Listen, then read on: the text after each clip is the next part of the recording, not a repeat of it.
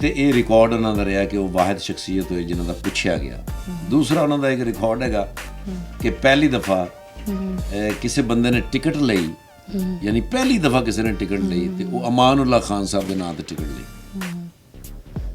अमान उल्ला साहब ने इस थिएटर को कमर्शियल कर दिया। ये कमर्शियल उस वक्त जी 1 रुपए की टिकट ली सी बंदे ने, अज वो टिकट 5000 रुपए की। साढ़े को जिस थिएटर से तुम बैठे हो अल्फला थिएटर, इतने 5000, 3000 तो 2000 रुपए का टिकट है। और यदी वजह भी अमान उल्ला खान साहब है। मैं चूँकि पिछले 3-4 साल तो पंजाबी फिल्म इंडस्ट्री यानी बॉलीवुड वाले नाल काम करना, इंडियन पंजाबी लोगों सब तो पहले वो पुछते ने अमान उल्ला खान साहब के बारे, उस तो बाद तुहाडे बारे पुछते हैं कि उन्होंने बच्चे जोड़े ने किन्ने बच्चे ने, वो की करते हैं। और मेरा नहीं ख्याल कि वो किसी होर दे बारे कोई इन्नी गुफ्तगू करते हो। पंजाब बॉलीवुड का जोड़ा बंदा है वो टैक्नीशियन होवे, वो कैमरामैन होवे, वो एक्टर होवे, वो डायरैक्टर होवे, वो राइटर होवे या प्रोड्यूसर होवे, सिवाय अमान उल्ला खान साहब दे कोई गल नहीं करता। इस वक्त पंजाब दे विच जिन्ने पंजाबी शोज़ हो रहे हैं, जिस तरह कपिल शर्मा का शो है या होर बेशुमार शो हो रहे हैं, मेरा ख्याल है कि अमान उल्ला साहब तो उन्होंने मुतासर होकर तो ड्रामा शुरू किए, क्योंकि जड़ा स्टैंडिंग कॉमेडी है ना जी, वो मूजद अमान उल्ला खान साहब। नासिर चनियोटी साहब मेरी जिंदगी दे विच एक वाहिद एक्टर होए ने कि मैं हुणे अमान उल्ला साहब की गल शुरू करा तो अखां नम हो जाएगी, वो रोन लगता था।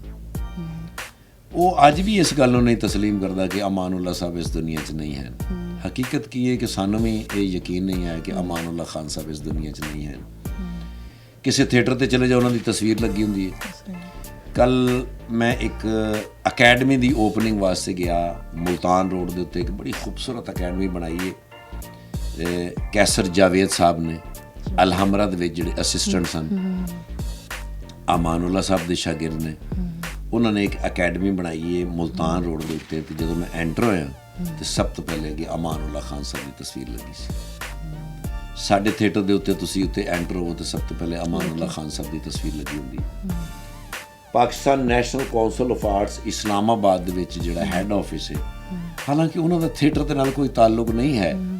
लोकल थिएटर 12 लोग करते हैं, लेकिन वो भी रावलपिंडी आर्ट्स कौंसल कर दी है।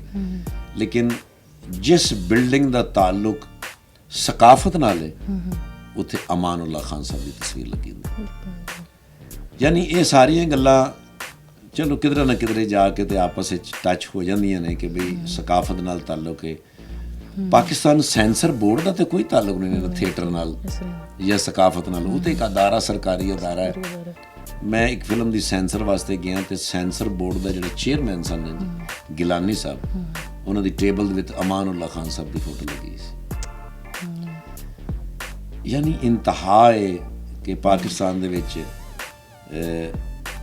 अगर अमान उल्ला खान साहब का दूसरा नाम शायद पाकिस्तान, दुनिया दे विच किधरे भी सकाफती गल हो रही होवे, अमान उल्ला साहब की गुफ्तगू तो शुरू होंदी है तो अमान उल्ला साहब की गुफ्तगू तो खत्म होंदी है। वाले साहब की कोई गल जिहड़ी तैनूं सुन के बड़ी हसी आई होवे, बड़ी कोई मज़ाहिया जी कोई गल? मेरी पहली मुलाकात उन्हां नाल महफल थिएटर दे विच हुई है। सुहेल अहमद साहब मैनूं लै के आए ने। पहला ड्रामा जिहड़ा मैं करन वास्ते उत्थे आया सन, दुल्हन एक रात की।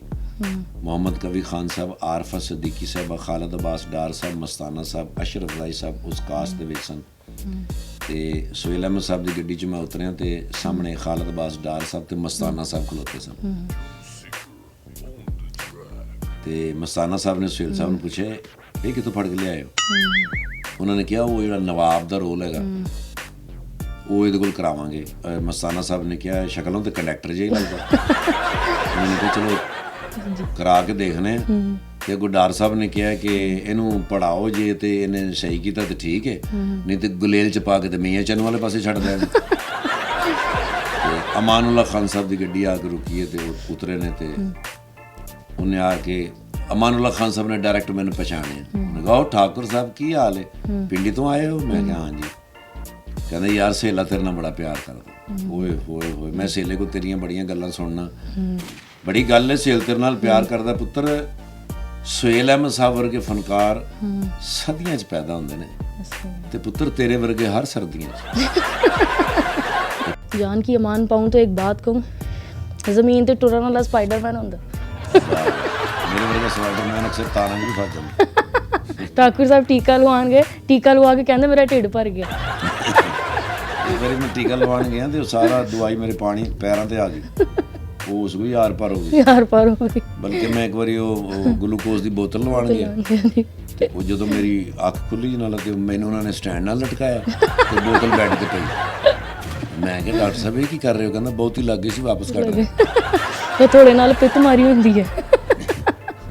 ਬਹੁਤ ਸ਼ੁਕਰੀਆ ਠਾਕੁਰ ਸਾਹਿਬ ਤੁਹਾਡੇ ਵਕਤ ਦਾ।